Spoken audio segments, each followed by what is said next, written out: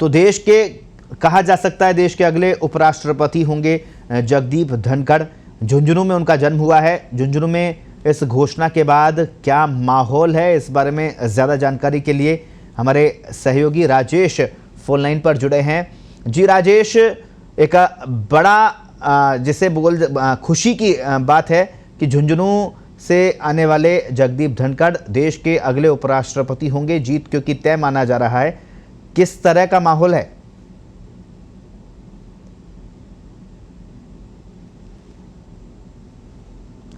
राजेश, क्या आप मुझे सुन पा रहे हैं? तो आपको एक बार फिर से बता दें, जगदीप धनखड़ एनडीए ने उपराष्ट्रपति का उम्मीदवार उन्हें बनाया है। राजस्थान के झुंझुनू में उनका जन्म हुआ 1951 में। 2003 में भारतीय जनता पार्टी का दामन थामा।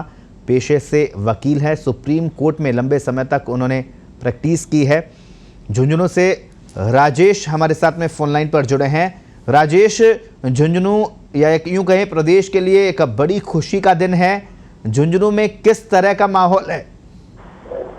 जी, उनके जो पैतृक गांव किठाना है वहां पर खुशियां मनाई जा रही है और दिवाली का माहौल है। घरों में उनके जो पैतृक घर है वहां पर भी दिए भी जलाए हैं और चारों तरफ पूरे जिले भर में खुशी का माहौल है। और जिला मुख्यालय पर भी जो उनके जीत पर पटाखे छोड़े गए हैं, मिठाई बांटी गई है और उनका जो ननिहाल और ससुराल है वहां पर भी जो है खुशियां मनाई जा रही है। जी, हम तस्वीर दिखा रहे थे उनके जो घर है उसकी तस्वीर, हम दर्शकों के लिए एक्सक्लूसिव तस्वीर दिखा रहे थे जहां पर उनका जन्म हुआ। अभी उनके परिवार के लोग क्या यहाँ पर रहते हैं? हाँ, परिवार के बहुत से लोग जो हैं दिल्ली भी रहते हैं और जयपुर भी हैं और गांव में भी उनके जो परिवार के जो सदस्य हैं वो रह रहे हैं। उन्होंने भी खुशी जताई वहाँ पर। अभी भी गांव के जो उनके घर के सामने है वहाँ पर जो इकट्ठे हो रखे हैं और वहीं पर जो खुशियां मना रहे हैं। उनकी जो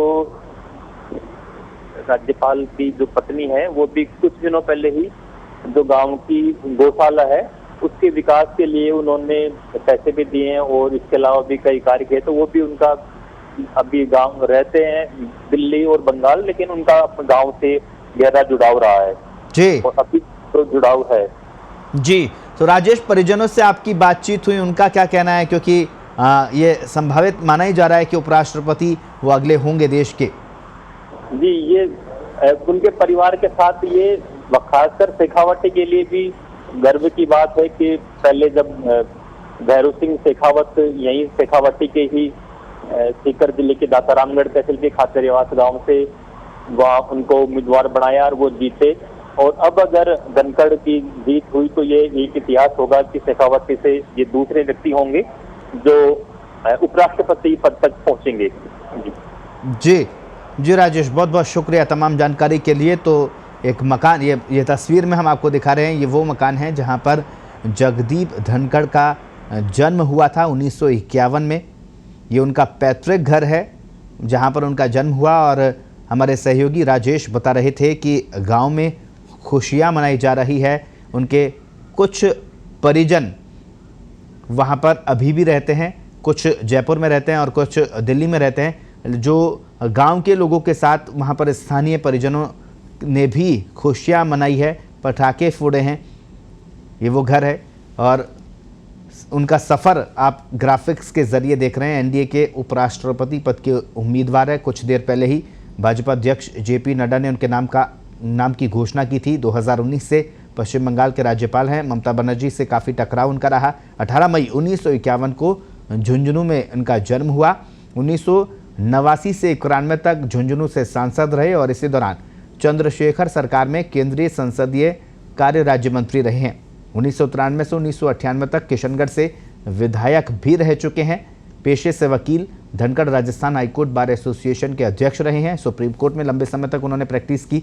राजस्थान विश्वविद्यालय से लॉ की पढ़ाई उन्होंने की है और 2003 में भारतीय जनता पार्टी का दामन जगदीप धनखड़ ने थामा है।